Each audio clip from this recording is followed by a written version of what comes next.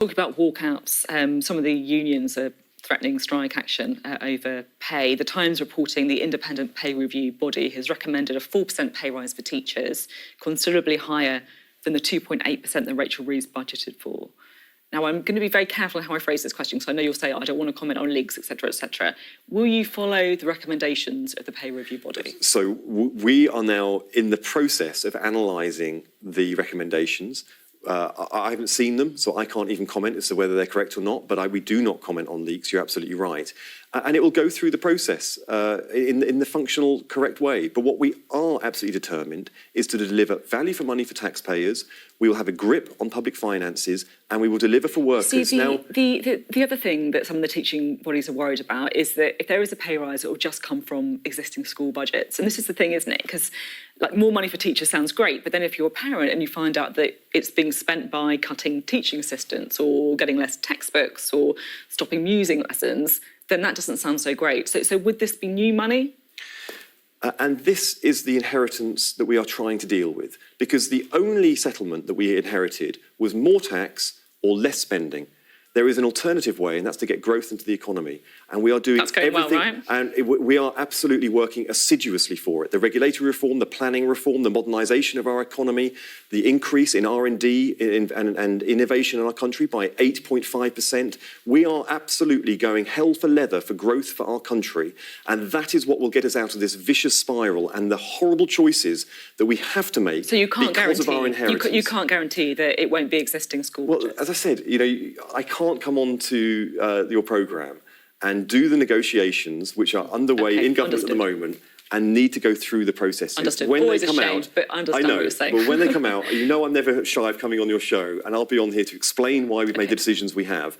But I will say now that we are still in the process of making very, very tough decisions in order to get a grip on our finances, get our economy up and running again, and getting Britain back to its full potential, which it hasn't been for far too long. OK, great to have you, as always. Thank you. Peter Carter. Now, we've been wondering whether we could be seeing more scenes like this one, because there's been a brewing government and trade unions row over public sector pay. Number 10 insists that there will be no additional funding for any pay increases above 2.8%. That's the figure recommended by independent pay review bodies. And it means if the government accepts the pay recommendations, as they did last year, some of the increases will have to be funded from existing budgets, which the unions say will then hit public services and raises the prospect of more strike action. Well, we can talk now to our guest, Daniel Kebede, the president of the National Education Union. Great to have you on the Politics Hub. So there's been lots of talk about pay recommendations from the pay review body. If the government doesn't accept them, will you go on strike? Well, firstly, we need to see the report from the pay review body published. We don't want to find out what pay recommendations are from pay review bodies through the press. And quite frankly, that's been the experience of the last 24 hours. And it was a feature of previous governments, and we were hoping for something different from this one. What's really important, though, is that we see an above-inflation pay award that is fully funded, that takes steps to address the crisis in recruitment and retention, because, of course, we can't recruit or retain enough teachers at the moment, and that is forcing schools into a crisis. You say there that you want to see the full published recommendations, and I get that, of course, but I guess, my question still stands. If the government doesn't accept them, because the reports are that it could be 4% for teachers, which is more than Rachel Reeves has budgeted for, will you consider going on strike?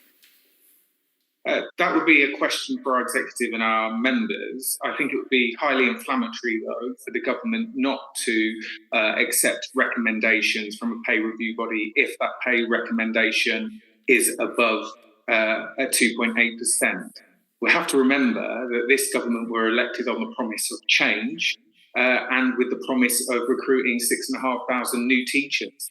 An admirable aspiration, but quite frankly, teachers need to be paid fairly to ensure that that happens. I guess that what the government would say is that they would love to see more money for teachers. And look, you don't have to tell me that, I believe teachers are the backbone of this country. But what the government would say is they're having to juggle a very, very difficult economic picture. We've just been talking with our panel about the cuts to the international aid budget, for example, which could help harm some of the poorest in the world. We've been talking about disability cuts. We've been talking about having to spend more money on defence, seeing what's happening in Ukraine. Do you accept that this picture may mean they can't do everything that they want to? I certainly accept that the government has some difficult choices to make, but these are choices. And we believe that there is the wealth in this country to ensure that teachers and support staff, and of course doctors and nurses, can get the pay award that is necessary to ensure that our public services thrive. Of course, there are options for this government and for the Chancellor of the Exchequer: a wealth tax, a 2% wealth tax on those with assets over £10 million would raise around £24 billion. So there are other options available to government other than cutting health and education. If because you're very clear that you want this to be fully funded, and this does feel like an important point. Because obviously they can pay teachers anything that they want if it has to be found within existing schools' budgets. If it is a pay rise from existing budget, what kind of cuts could we be seeing in schools? Well, if you ask any head teacher now, or teacher for that matter, what efficiencies can be found after 14 years of Conservative austerity, the answer will be none, not without cutting jobs or resources, or indeed both. And you have to bear in mind, we've had a series of unfunded pay awards prior to last year.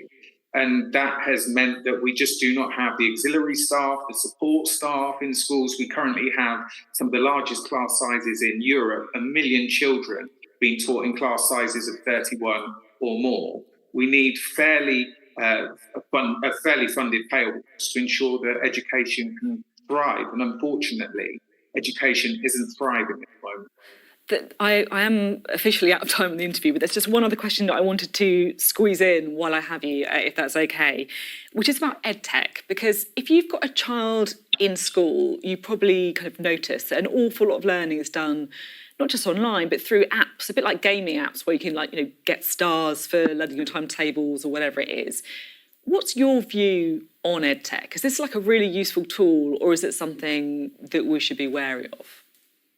So artificial intelligence and EdTech is something that will be a part of education in the future.